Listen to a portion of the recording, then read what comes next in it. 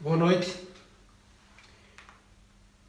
Saudamos a todos os amados irmãos e amigos que estejam connosco nesta noite. Vamos dar início à nossa reunião, ao culto de oração e de estudo bíblico. Vamos incluir estas duas fações em que nós vamos ter um tempo de clamor, de intercessão, e vamos ter um tempo de estudo para preparar também as nossas almas, o nosso espírito, para estarmos em devoção e em reverência diante do nosso Deus.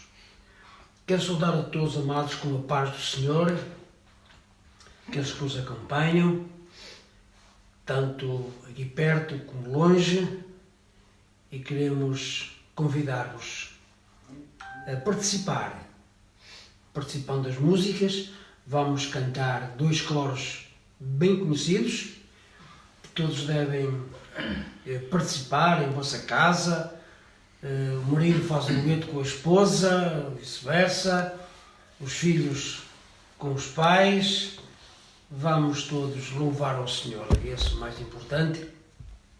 E acima de tudo é abrir o nosso coração para que Deus seja honrado e glorificado e que a sua igreja seja abençoada.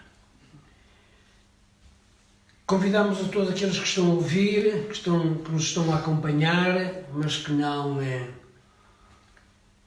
são membros da igreja local, ou que eventualmente estejam por acaso, convidar-vos a estarem em reverência, porque estamos a falar da palavra de Deus.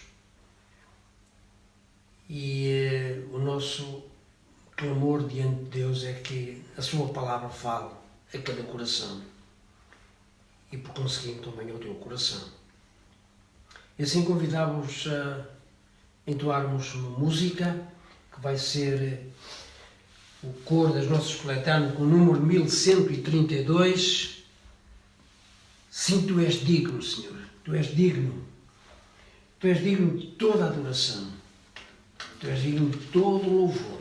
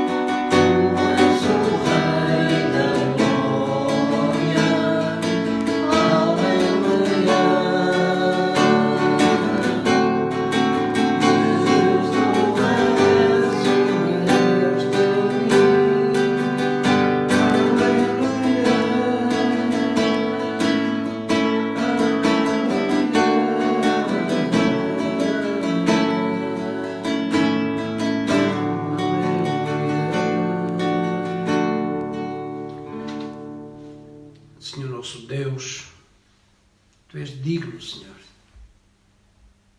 Tu és digno de todo louvor e toda adoração. Pois grandes são as Tuas misericórdias, a Tua graça, Senhor. Estamos diante de Ti com um coração grato por tudo quanto nos tens concedido, Senhor. Estamos diante de Ti com um coração grato porque Tu és o nosso Deus. Tu és um Deus em quem nós sentimos um consolo, um gozo, quando estamos em comunhão contigo. Assim, o nosso Deus e Pai Santíssimo, pedimos que aceite a nossa humilde adoração e louvor. Tal como somos, Senhor, nos apresentamos diante de Ti, sabendo da nossa fraqueza, da nossa fragilidade, Senhor, e sabendo da grandeza do Teu amor, da Tua glória, da Tua majestade, do Teu poder, a Tua soberania. Quão grande és tu, Senhor. E assim nós cantamos: sim, tu és digno, Senhor, de ser louvado e adorado. E assim, Senhor, na meditação da tua palavra, pedimos a tua graça e a tua bênção. Pedimos, Senhor, que fales ao nosso coração, como exortação, como repreensão, porque tu te chamas com amor. Tu chamas a cada um de nós porque nos amas.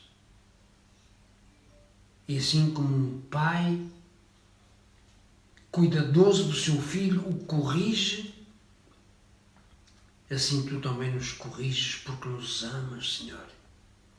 E te pedimos, ajuda-nos, Senhor, a aceitar essa correção e a não nos tornarmos rebeldes. Aceita a nossa gratidão e louvor, Senhor, e ajuda-nos agora na ministração da Tua Palavra. Que ela fale aos nossos corações, Senhor, e seja para nós qual manancial, qual refrigério, Senhor, consola a nossa alma. Assim, nosso Deus e Pai Santíssimo, colocamos tudo diante de Ti, para a Tua glória. O fazemos em nome do Senhor Jesus. Amém. E amém. Posto isto, queria convidar a todos que estão a participar desta reunião a abrir as vossas Bíblias no capítulo 12 de Hebreus. Capítulo 12, estamos a fazer uma sequência do livro de Hebreus. Semana passada falou-se no capítulo 13, mas o capítulo 12 tinha ficado por analisar.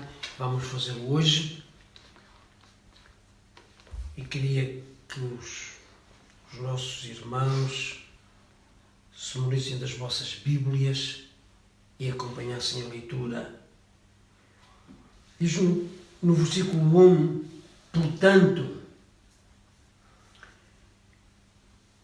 nós também, pois estamos rodeados de uma tão grande nuvem de testemunhas,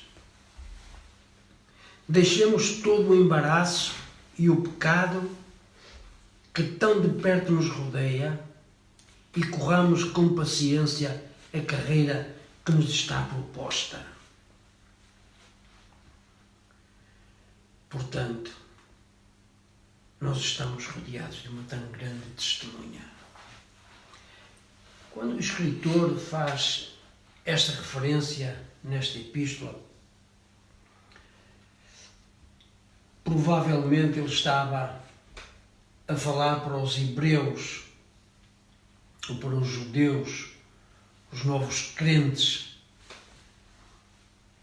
que estavam a viver vendo o testemunho dos que tinham passado.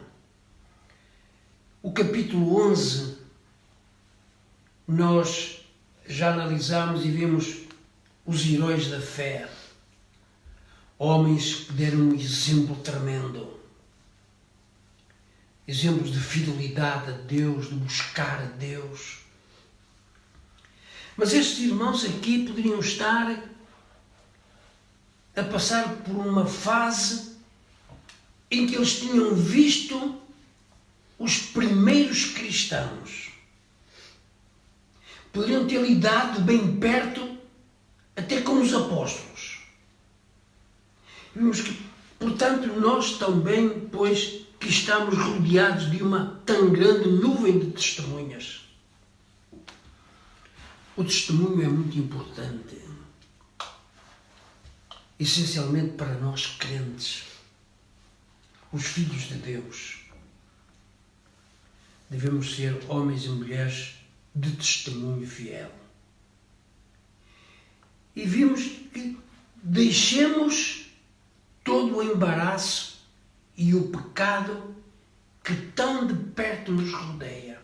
Deixemos. Deixar é para pôr de lado. É para afastar. Quando diz deixemos, todo o embaraço, aquilo que nos pode preocupar, que nos possa envergonhar. E deixemos o pecado que tão perto nos rodeia.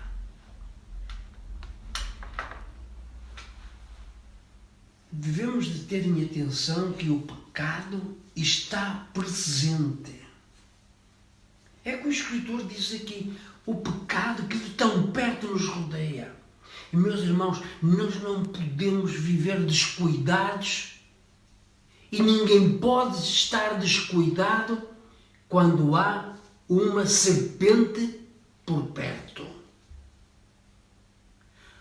Ou como diz o escritor, outro escritor, com um leão por perto. E o pecado é isto mesmo. A serpente simboliza o pecado. E quando há uma serpente por perto, poderá haver um ou outro mais corajoso que se atreva a aproximar da serpente, ou até desvalorizar, fazer de conta que a serpente é uma lesma ou um caracol. Não me parece. Temos tido algumas experiências, até pelo local onde nós vivemos. Tem para quem não conhece, tem um campo ao lado com alguma vegetação. E há alturas em que as serpentes aparecem. As serpentes aparecem. E quando aparece uma ou outra, gera-se um pânico em minha casa. E não é para menos. Tem aparecido algumas já com alguma dimensão. Mas não é só em minha casa que se gera esse pânico. Se calhar na vossa casa se aparecesse uma serpente aí com meio metro e daí para cima, à vossa porta, perto do vosso carro, eu não sei se vocês iam ficar indiferentes. Mas deixemos a serpente.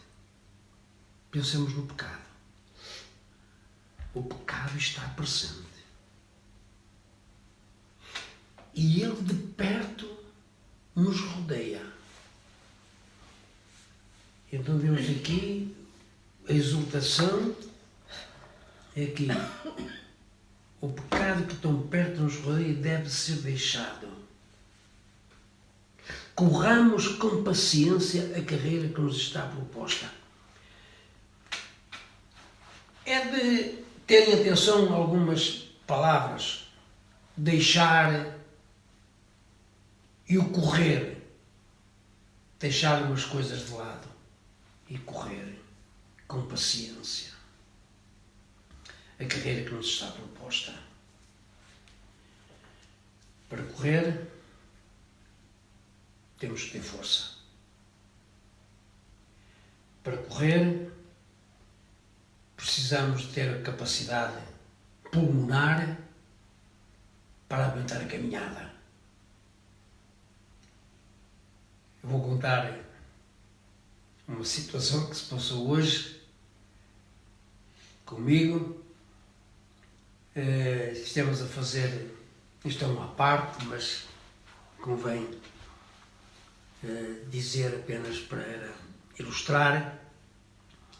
Estamos a trabalhar num local que é uma subida bastante íngreme, da calçada à portuguesa, antiga, e sobe bastante. Depois também tem uns degraus também muito acentuados. E então íamos carregados com materiais. Levávamos a máscara de proteção. Mas sabem que a certa altura temos que se tirar a máscara porque nós não conseguíamos respirar. Porque fazia calor, era a subir bastante e íamos carregados. Começou a faltar o ar. Tivemos que retirar a máscara para respirar melhor. E então conseguimos chegar ao local de trabalho. Mas correr, temos que estar preparados. E até aqueles que querem mesmo correr têm que fazer exercício. Porque senão não conseguem correr nada. E a ordem aqui é para correr com paciência. Paciência é perseverança. Nunca mais chega à meta. Estamos longe. Não sabemos. Mas temos que correr com paciência a carreira que nos está proposta. Há uma carreira. E nesta corrida nós devemos ter os olhos fitos num objetivo. Versículo 2. Olhando para Jesus. A nossa vida é uma vida espiritual que só é valiosa quando olhamos para Jesus. Porque se nós corrermos uma vida espiritual, mas não olharmos para Jesus, a nossa vida espiritual vai ser um fracasso. Porque é em Jesus que nós devemos de pôr toda a nossa confiança, o autor e o consumador da fé, o qual, pelo gozo que lhe estava proposto, suportou a cruz, desprezando a afronta, assentou-se à destra do trono de Deus. Foi isso que Jesus fez por ti e por mim. Ele deixou o seu trono, a sua coroa, a sua glória, a sua majestade. E veio até este mundo, fez-se semelhante ao mortal. E pelo gozo que lhe estava proposto, suportou a cruz. A cruz foi pelo qual o Senhor Jesus teve que passar. Mas hoje está à destra, à direita do trono de Deus. Considerai, versículo 13, diz, considerai, pois, aquele que suportou tais contradições dos pecadores contra si mesmo, para que não enfraqueceis desfalecidos em vossos ânimos. Esquecimento e exultação. Considerai. Pensai. Analisai. As coisas não são feitas de ânimo leve. Neste momento nós não estamos em condições de estarmos no salão, na Assembleia, sentado nas cadeiras para louvarmos a Deus. Cada um está sentado à mesa, no sofá. Eu não sei como é que cada um de vocês está, mas nós estamos aqui a tratar de um assunto muito sério, o qual nós devemos de considerar. Estar a ouvir a palavra de Deus não é estar a marcar presença e estar com a mente noutra dimensão. Isso acontece. Tem acontecido comigo. Provavelmente também tem acontecido contigo. Mas quando estamos na presença de Deus, devemos de considerar o sítio onde estamos, o evento do qual estamos a participar, e não permitir que a nossa mente vagueie e nos distraia daquilo que está sendo falado. Portanto, considerai.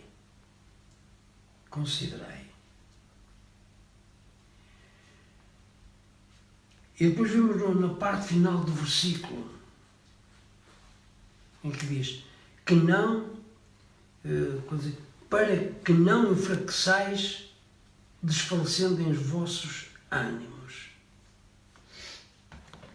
Parece que há uma forte possibilidade de nós enfraquecermos. A exortação aqui é que fortalecei-vos para que não enfraqueçais, desfalecendo em vossos ânimos. Uma pessoa animada demonstra alegria. Uma pessoa triste, desanimada, demonstra tristeza. Por certo, ninguém quer por companhia uma pessoa cabisbaixa, desanimada, pronta a desistir de tudo, sem encorajamento. Embora a vida, por vezes, nos proporcione e nos leve a ter essa postura. Já vamos ver mais adiante. Mas a hora é para resistir. A ordem é para nos fortalecermos e deixarmos o desânimo de lado. Estamos aqui hoje, quarta-feira, é com a intenção de nos fortalecermos, meus queridos. De estarmos em conjunto, meditando na palavra de Deus para nos animarmos. Vocês estão a ouvir a minha voz. Eu não ouço a voz. Eu gostaria muito de ouvir a vossa voz. Olha como aconteceu estes dias, quando eu peguei no meu telemóvel, no meu iPhone, que é altamente. Disse, hoje não vou mandar mensagens. Costumo às vezes mandar umas mensagens para os irmãos. Disse, hoje não vou mandar mensagens. Hoje vou falar com cada um. E peguei fui à minha lista telefónica e sabem o que me aconteceu? Havia números que os irmãos já não tinham. Eu tinha-o aqui gravado. Eu estava a mandar mensagens que não chegavam ao destino. Porque irmãos e irmãs mudaram de número e depois não tiveram cuidado de me facultar um novo número. E eu só me percebi, também digo-vos, apaguei logo o nome deles da minha lista, porque o número não fazia sentido, porque mudaram de número e não me disseram. Também não tem nada que dizer, não é? Mas eu gostaria de ter o número de vocês todos. De falar com vocês. Falei com aqueles que tinham o número que atenderam, falei com cada um. Poder ouvir a voz. Tão somente isso. Foi bom, foram momentos, para mim, consoladores. Já agora digo a alguns que gostariam que eu falasse com eles, queriam ouvir a minha voz. Liguem-me e deixem-me o vosso número. Estejam à vontade. Se não quiserem fazer, têm todo o direito também, mas eu gostaria muito de ter o vosso número. E assim nos consolamos. Nos podemos animar. Porque neste momento estamos a viver à distância. Do mar ou menos, não é? Mas devemos de nos animar. Versículo 4 diz, ainda não resististe até ao sangue, combatendo contra o pecado. As dificuldades não tinham sido assim tão grandes para estes irmãos que não tinham combatido até ao sangue. E já vos esqueceste da exortação que argumenta convosco como filhos. E já vos esqueceste. Uma coisa que nós devemos ter em conta é que a palavra de Deus não é para esquecer, é para guardar. A tua palavra escondi no meu coração, escondi para não pecar contra ti. E então nós devemos guardar a palavra do Senhor para não esquecer. E diz aqui que estes irmãos já se tinham esquecido. Já se tinham esquecido. E já vos esqueceste da exortação que argumenta convosco como filhos. Deus nos tem como filhos. Deus nos ama. E nós, como pais, aqueles que são pais, por certo, aqueles que estão a ver, muitos são pais e mães, uns com filhos pequenos, outros com filhos já independentes, com a sua vida. Mas os nossos filhos devem de ser amados e disciplinados. Dar tudo que um filho quer, ou uma filha, não é sinal de amor, nem é sinal de uma boa educação. Tudo que o filho quer, o pai dá. É o melhor pai. Não é a minha posição. Outros pais podem pensar o contrário. Têm todo o direito de o fazer. Mas um pai que ama um filho deve de o corrigir. Se vir que essa correção é necessária. Olha, vou contar mais uma historiazinha. Quando o meu filho andava na escola, fui eu que acompanhei a ida à escola, as reuniões de pais. E a certa altura eu fui a uma das reuniões e o Rubem tinha muitas faltas. Eu disse, não pode ser. Eu fiquei a ferver, porque o Rubem, na altura, quando saí de casa, na altura ele já era grande, e ele até já levava o carro quando ia mais tarde, que a mãe emprestava o carro para ele não perder a aula. E eu costumo acreditar que ele tivesse falhado. É claro que eu vim para casa em pulgas e tive que esclarecer a situação, porque é que ele tinha várias falhas nas aulas. E depois foi esclarecido que ele estava numa fase também já de estágio e assim, houveram umas saídas que não eram controladas e depois ficou esclarecido, e eu esclareci também depois junto da professora, porque ela induziu-me em erro, e eu fiquei muito sentido por aquela situação, e depois esclareci-se com ela e ela reconheceu que tinha errado. Mas nós devemos estar em atenção, que devemos corrigir os nossos filhos, porque os amamos. É claro que nenhum filho gosta de levar uma palmada, não é? Agora também já não se pode bater os filhos, como se podia antigamente, mas não é preciso bater.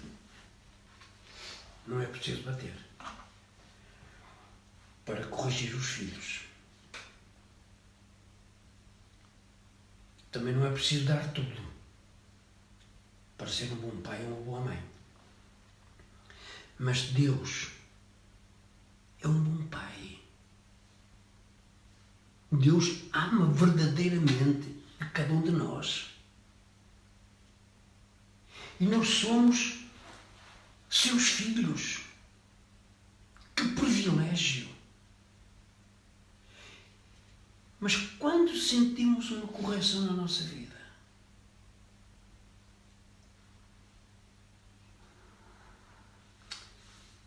não é o melhor que nós queremos. Há um versículo que eu tenho como um versículo-chave para a minha vida, que é um versículo bem difícil de aceitar, mas é um versículo que dá um alento tremendo, que é Romanos 8:28. Romanos 8:28 É um versículo que coloca Deus acima de tudo e nos leva a aceitar toda a correção que Deus tem para nós. Porque Ele, quando nos corrige, Ele está a pensar no teu melhor e no meu melhor, no nosso bem. É assim que Ele está a fazer. Mas claro que às vezes não gostamos. Não gostamos. E há situações que vêm à nossa vida, mesmo não vindo à minha vida, sendo à vida daqueles que eu amo, mesmo na tua vida, meu irmão, minha irmã, porque eu te amo, me entristece. Me leva, em algumas situações, a derramar lágrimas. Por causa da tua situação. Mas Deus está atento a todas as situações. Eu sei que poderá estar a passar por uma situação que não é fácil. Uma situação bem difícil. Mas Deus sabe. Deus está atento. Por isso eu te peço, olha para Ele. Invoca-o. Clama. Adora-o. Porque Ele quer ser adorado. E não murmuras. Não reclamas. Eu falava ontem com alguém que está a passar por uma situação muito difícil, muito difícil. E eu disse, olha, fala com Deus. Essa pessoa tem conhecimento de Deus. Se fala com Deus, que Ele vai ouvir. Essa pessoa, pela situação que está a passar, disse, eu tenho falado com Ele, mas Ele não me ouve. Eu estou tão triste que Deus não me ouve. Às vezes o desânimo toma conta de nós a ponto de pensarmos assim. Mas já vamos ver mais adiante. Versículo 6, ainda no versículo 5 diz, e já esqueceste da exortação que eu argumento convosco, como filhos, filho meu, não despreze a correção do Senhor e não desmais quando por Ele fores repreendido. Porque o Senhor corrige o que ama e açoita a qualquer que recebe por filho. Esta repreensão é só para os filhos de Deus. Não é para os de fora. É para ti, meu irmão, é para ti, minha irmã, e é para mim. Os de fora não são corrigidos como filhos. Mas os filhos são corrigidos por um pai que ama verdadeiramente. O Senhor corrige o que ama. Versículo 7. Se suportais a correção de Deus, se suportais a correção, Deus vos trata como filhos, porque filho há a quem o pai não corrija. Mas se estáis sem disciplina, da qual todos são feitos participantes, sois então bastardos e não filhos. Está aquilo que eu disse. Esta correção é só para os filhos e não para os bastardos. Além de que tivemos os nossos pais, segundo a carne, para nos corrigir, e nós os reverenciávamos, não nos sujeitaremos muito mais ao Pai dos Espíritos para vivermos? Há muitos filhos que não reverenciam os pais, que não obedecem tampouco. Mas aqueles que se sujeitam e reverenciam os pais estão a cumprir a vontade de Deus, segundo a sua palavra. Honra a teu pai e a tua mãe, para que se prolonguem os teus dias na terra. Este é o mandamento com promessa. Filhos, devemos honrar os nossos pais, obedecer e até reverenciar. Quanto mais devemos fazer a Deus. Porque aqueles, na verdade, por um pouco tempo nos corrigiram, como bem lhes parecia, mas este para o nosso proveito, para sermos participantes da sua santidade. Claro que um pai terreno, posso corrigir os meus filhos, poderia corrigir quando estavam sob a minha tutela, poderia corrigir, e se calhar até eu poderia estar errado. O meu ponto de visão não fosse mais correto, mas era segundo a minha percepção. Mas o nosso Deus não é assim. Ele nos corrige para proveito, para sermos participantes da sua santidade. Quer isto dizer, entendo eu, que a correção serve para nós nos tornarmos mais santos, para que a nossa santidade se desenvolva. Ele nos corrige não para nos trazer cabisbaixos, desanimados, a ponto de querer desistir e dizer: Senhor, tu não me ouves, tu não me amas. Não, Ele nos corrige para nos tornarmos mais santos, participantes da sua santidade. E, na verdade, toda a correção ao presente não para ser de gozo, não parece ser de gozo, senão tristeza, mas depois produz um fruto pacífico de justiça aos exercitados por ela. No princípio não parece uma coisa boa. Parece que estamos a ser corrigidos de maneira que não nos agrada, que é mau para nós. Mas o final é bom. Portanto, versículo 12, portanto, tornei a levantar as mãos cansadas e os joelhos desconjuntados. Portanto, tornei a levantar. Parece que estávamos cansados, desanimados, a ponto de desistir, mas a ordem é: tornei a levantar. Levantai as mãos cansadas, fortalecei-as. Os joelhos desconjuntados, doridos, levanta, exercita-os, para que prossigamos o caminho. Fazei veredas direitas para os vossos pés, para que o que manqueja não se desvie inteiramente, antes seja sarado. Há aqui uma posição que eu entendo que deve de ser feita por cada um de nós. Ajudar os demais.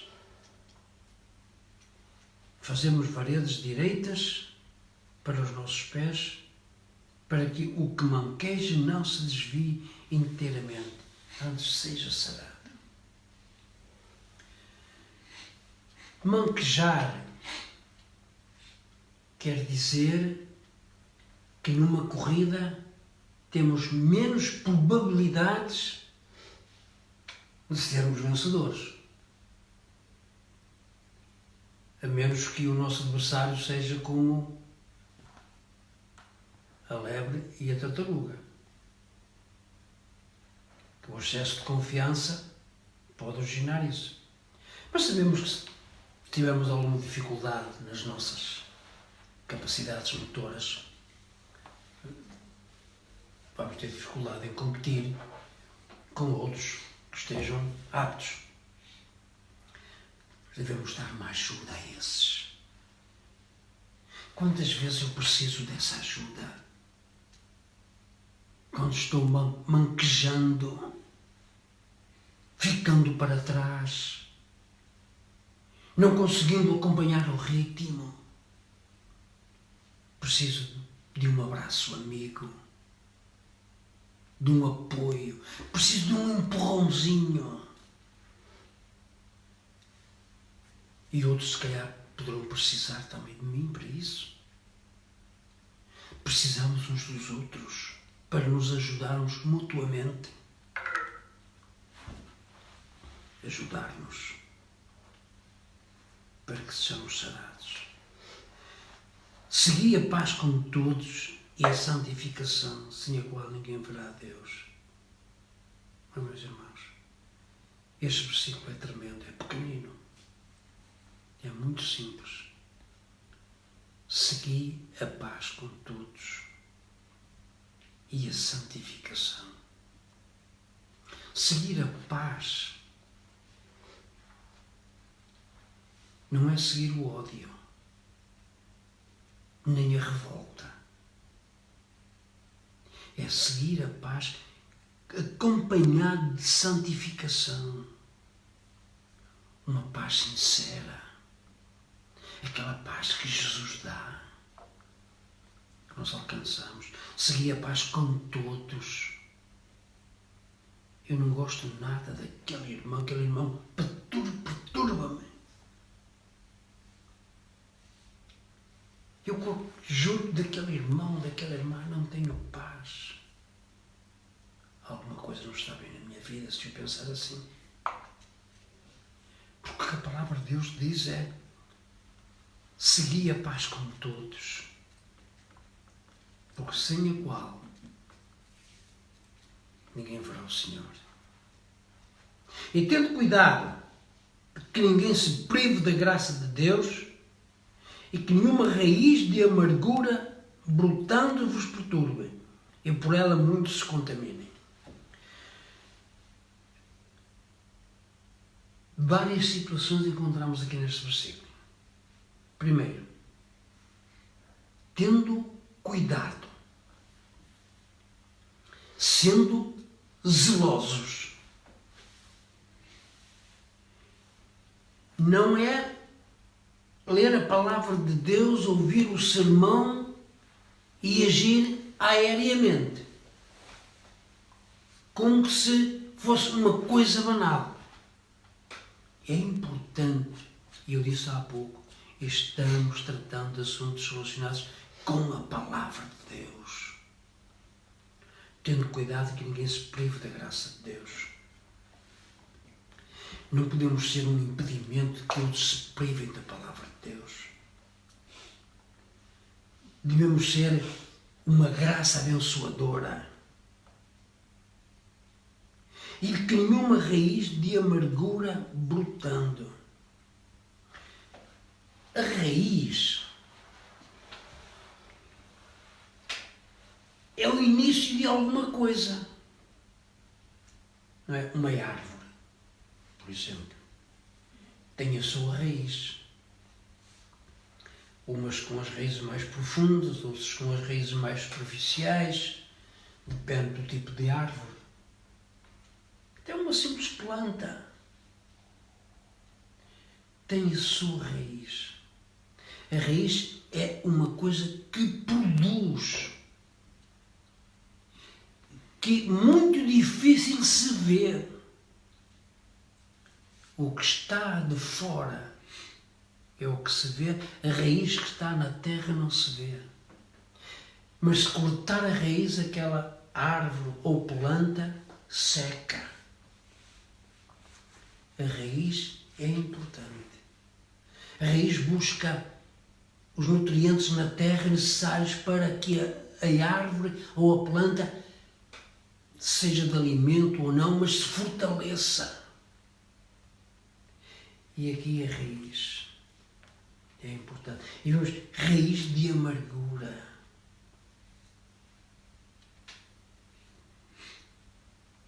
Uma pessoa amargurada deve ser uma pessoa bem difícil de conter. Deve ser uma pessoa indesejada até de estar à nossa beira. Uma pessoa completamente amargurada. Não traz nenhuma alegria. Mas que esta raiz de amargura diz brotando. Brotar é florescer, é criar. Há a raiz e o que sai é o que brota. Vejamos aquela passagem da vara de Arão. Foi a vara que floresceu, que brotou.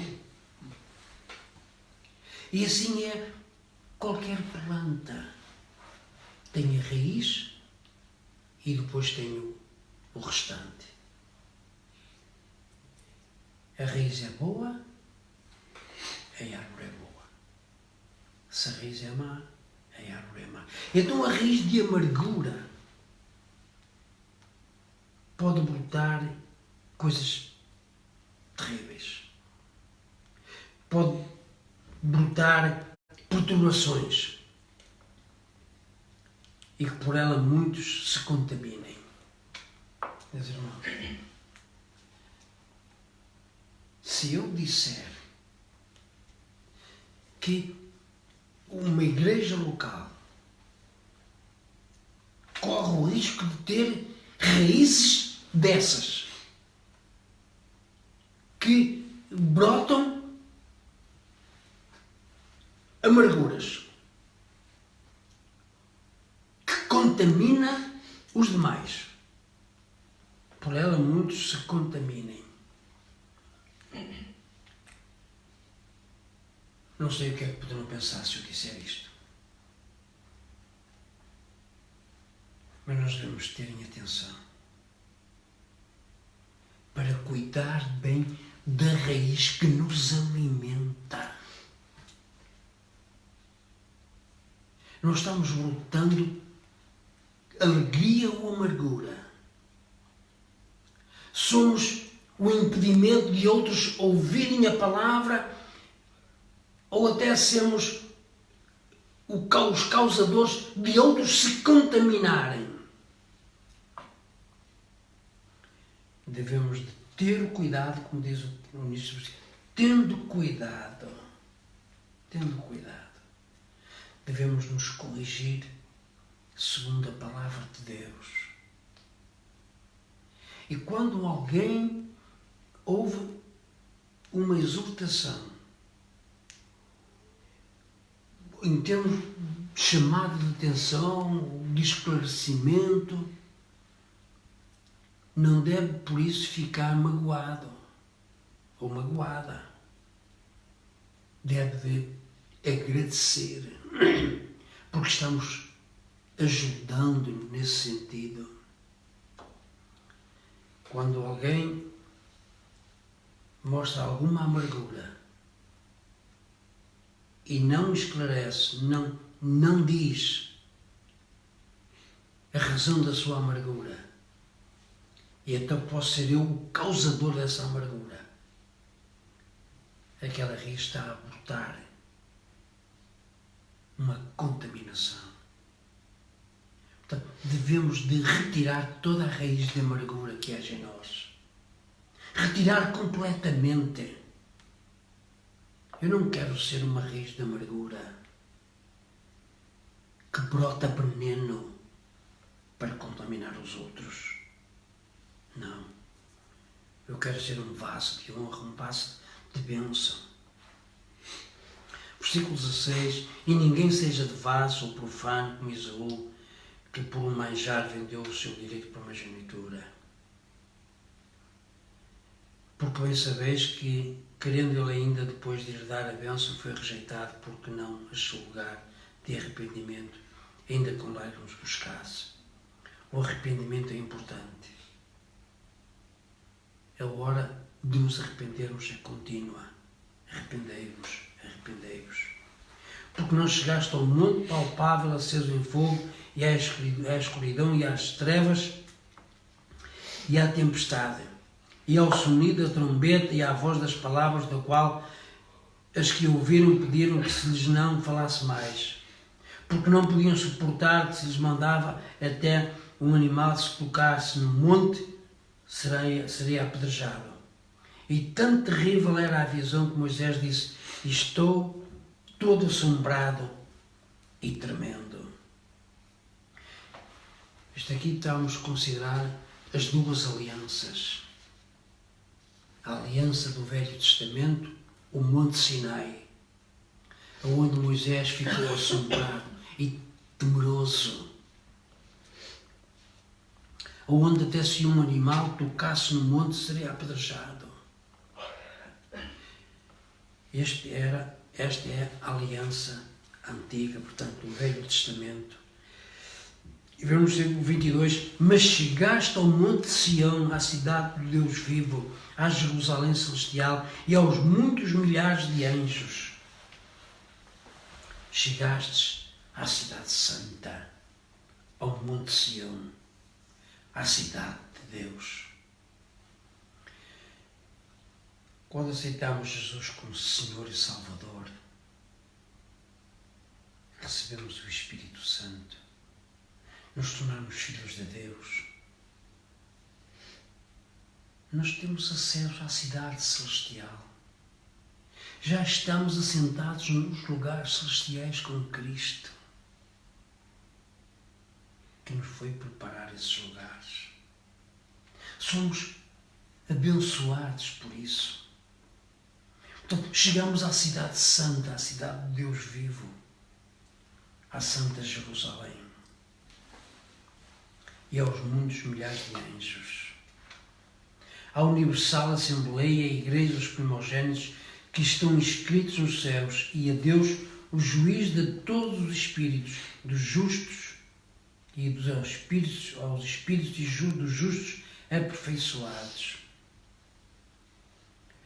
Nós, os crentes e aqueles do Antigo Testamento ou da Velha Aliança que foram confirmados por Jesus. Estes são os Espíritos, porque o nosso Deus é o Deus dos Espíritos. E Ele aperfeiçoou estes. E nós temos acesso ao Monte de Sião, à Cidade Santa. O versículo 24, e a Jesus, o mediador de uma nova aliança, e ao sangue da expressão, que fala melhor do que Abel. O sangue de Jesus é algo tão sublime. É de uma reverência tremenda. Quando falamos do sangue de Jesus, o sangue remidor, o sangue do sacrifício que o Pai aceitou, que Deus aceitou, o sangue que nos purifica de todo o pecado e nos purifica de toda a iniquidade. O sangue de Jesus há poder e há vitória. O sangue de Jesus é algo a ter em reverência quando mencionamos. E foi com este sangue de expressão que fala melhor do que o de Abel, que condenou a Caim. Mas o sangue de Jesus nos salva. Me salvou e te salvou a ti. E se alguém está a ouvir que não tem esta certeza da salvação, ainda é hora de o fazer. Aceitar Jesus como Senhor e Salvador. Fazer parte desta família. Tornar-se um filho ou uma filha de Deus. E é tão simples. Esta decisão está nas tuas mãos e está à distância de um querer teu. De buscares a Jesus. Que o seu sangue te purifica de todo pecado. Vede que não sujeiteis ao que fala, porque senão escaparam aqueles que rejeitaram o que na terra nos advertia, muito menos nós, se nos desviarmos daqueles que é dos céus. Devemos ter em atenção às advertências que encontramos na palavra de Deus. Esta epístola, estamos a chegar ao fim, foi uma epístola que, de uma maneira geral, em todos os capítulos encontramos exortações que foram dirigidas ao povo naquela altura mas que são para nós ensinamentos profundos. Chamadas de atenção para termos cuidado como andamos, como estamos na presença de Deus. Ir só à Assembleia, só por si, não é o mais importante. Claro que é importante. Claro que eu gosto de ir às reuniões. Claro que eu gosto de te ver nas reuniões. Claro que eu fico triste se não te vir. Mas o mais importante é estarmos diante de Deus em reverência, onde quer que nos encontremos. Porque se nos desviarmos daquilo que é dos céus, estamos a fazer um agravo a nós mesmos. A voz do qual moveu então a terra, mas agora anunciou dizendo: hei de uma vez como verei, não só a terra, senão também o céu. Nós já vimos, creio que no capítulo 2, versículo capítulo 2, em que a terra atual é uma coisa passageira. E vimos aqui novamente, tudo isto será removido. É esta palavra, ainda uma vez, mostra a mudança das coisas móveis, como coisas feitas para as imóveis, para que as imóveis permaneçam. Porque tendo recebido um reino que não pode ser abalado, retenhamos a graça pela qual sirvamos a Deus agradavelmente, com reverência e piedade. Nós somos filhos do reino. Podemos olhar para a nossa situação, tendo algumas situações de sermos desclassificados comparados com outros. Somos pequenos, mas nós somos filhos do reino. Nós somos importantes só pelo amor com que Deus nos ama. E vimos aqui, retenhamos a graça. Pela graça sois salvos, por meio da fé. Isto não vem de vós, é dom de Deus. Retenhamos a graça, pela qual sirvamos a Deus. É um preço a pagar. Fomos salvos pela graça, de graça, apenas por reconhecer o nosso estado miserável de pecadores, mostrarmos arrependimento, aceitarmos a Jesus como Senhor e Salvador. Foi simples. Não tivemos que pagar nada. O Senhor Jesus fez tudo. Ele pagou. Foi um alto preço. Foi bem duro, foi bem difícil para o Senhor Jesus.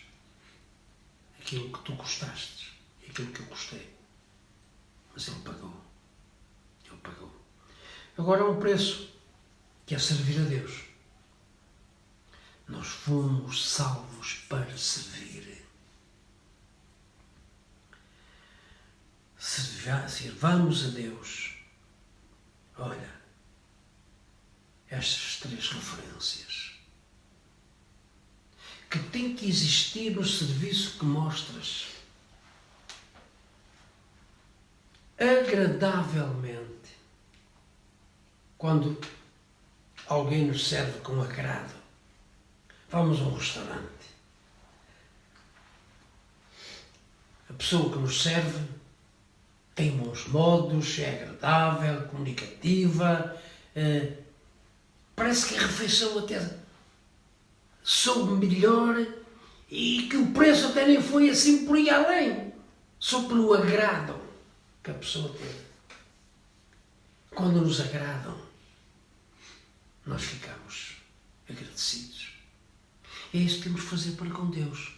Fazer tudo agradavelmente, sem murmuração, sem contenda. E depois vimos outra parte, com reverência. A reverência é muito importante.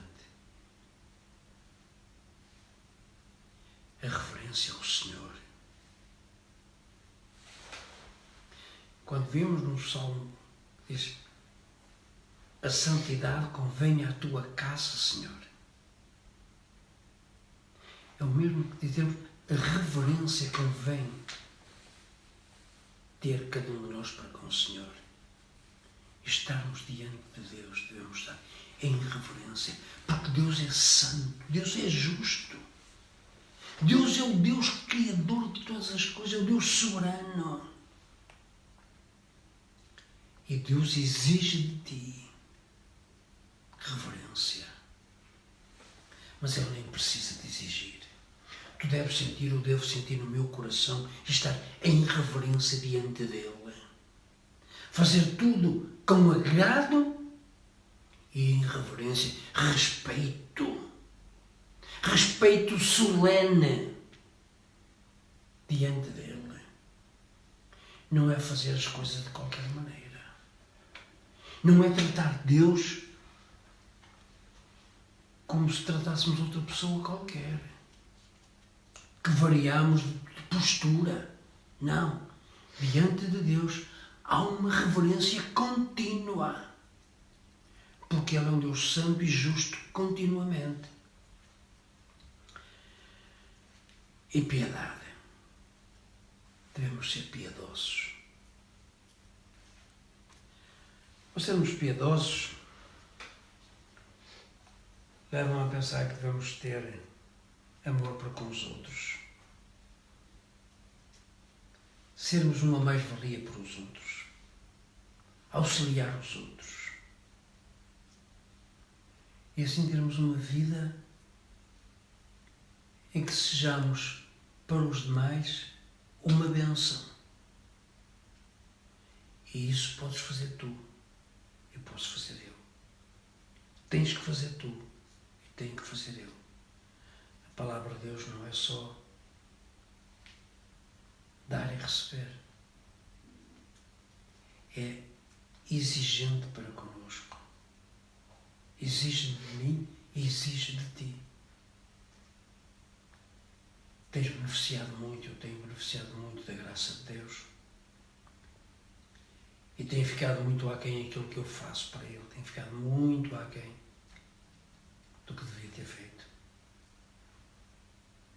Provavelmente tu fazes coisas boas para Deus. Tu serves imensamente a Deus. Mas Ele quer isso de ti. Ele se agrada disso. E para concluirmos, porque o nosso Deus é um fogo consumidor. Daí estamos em reverência. Porque com Deus não se brinca. Há um provérbio popular que diz assim: muitas graças a Deus e nenhumas graças com Deus. É graças a Deus e não graças com Deus. Deus não é para se ter engraçado. Devemos estar em reverência, porque Ele é um fogo consumidor. É um Deus que quer de ti, quer de mim, reverência e serenidade. Meus queridos, vamos concluir. Concluímos hoje o capítulo 12. Para a semana, se Deus permitir, iremos concluir a parte do 13 que ficou por concluir, que o nosso irmão não chegou à parte final. Nós iremos, se Deus permitir, iremos concluir este capítulo. E vamos ficar agora num tempo de oração. Tu estás na tua casa, vais, teu marido, desafiar a tua esposa a orar, Tu, esposa, vais desafiar o teu marido a orar. Tu, mãe, vais desafiar os teus filhos a orar. Vós, filhos, e desafiar os vossos pais a orar. Ninguém fica por orar. Ninguém fica por orar. Vamos todos orar. E há assuntos que nós temos que pôr diante de Deus. A situação pela qual estamos vivendo, que é de conhecimento geral, temos alguns irmãos a viver esta situação na sua própria vida, com esta calamidade. Oremos pela família do Paulo Santos, a sua mãe, a sua esposa, também por ele. Oremos também por outras situações que os irmãos tenham conhecimento que eventualmente não tenha, que as que precisam de conforto. Oremos uns pelos outros. Orem por mim. Eu preciso muito das vossas orações. Eu, sem as vossas orações, caio por certo. A tua oração é importante para mim. Não te esqueças de mim nas tuas orações. Da minha família e de todos os irmãos. E quando orares, agora, se tens tempo, se estás de quarentena, se estás no layoff, se estás impedido de trabalhar, se estás por casa, tira um tempo e menciona o nome de cada irmão. Não te lembras? Faz uma lista. Escreve. Vê se estão todos. E depois pega nessa lista e menciona o nome de cada um diante do Senhor, para que Ele nos abençoe. E o Senhor vai ouvir as nossas orações. Vai atender. Ainda antes de concluir, vamos cantar mais uma música. E depois sim, ao terminar esta música, daremos por concluído. E eu despeço-me já que a graça de nosso Senhor Jesus Cristo, o amor de Deus e a comunhão do Espírito Santo sejam com cada um de nós e tenhamos ainda um tempo abençoado. Vamos entoar então o 1182, dá a minha mão. Meu amigo, não importa quem tu és, não importa. Sejas crente ou não sejas, dá a minha mão. Uma mão à distância, uma mão digital. Porque os cumprimentos são proibidos. Mas uma mão no coração. Não importa, meu amigo, quem tu és. Não importa. Importa que tu conheças a Cristo.